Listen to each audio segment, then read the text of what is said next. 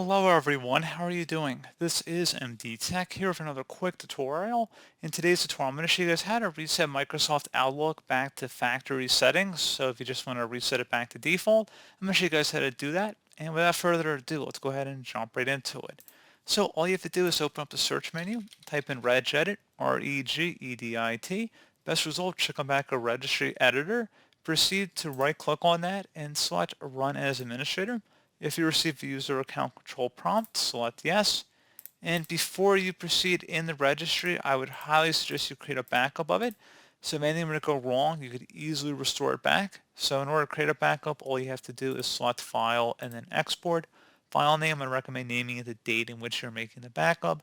Set export range to all and then save it to a convenient and easily accessible location on your computer. And if you ever need to import it back in, all you have to do is select File and then Import and then navigate to the file location. So now we're ready to begin. So we're going to start by double clicking on the H key current user folder. So double click on that. Double click on the software folder now. Double click on Microsoft. And now there should be an Office folder. So go ahead and double click on that. And there should be a high number in here, so it's 16 in our case, and it might be slightly lower. It could be 15 or 14.0 in your case. But anyway, you should see Outlook listed in here. Double click on it. And now you want to select the Setup folder. On the right side, you want to right click and delete two values. The first one's going to be Create a Welcome. So right click on that and delete it. Select yes. The other one's going to be First Run. Go ahead and delete that one as well. Right click on it and delete.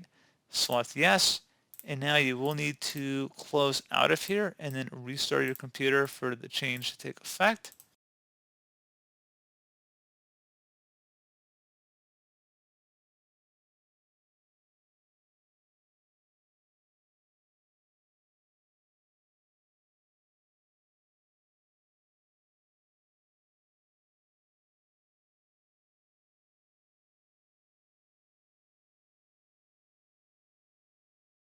And now if you go ahead and open up the search menu and type in Outlook, go ahead and open that up. You should be good to go.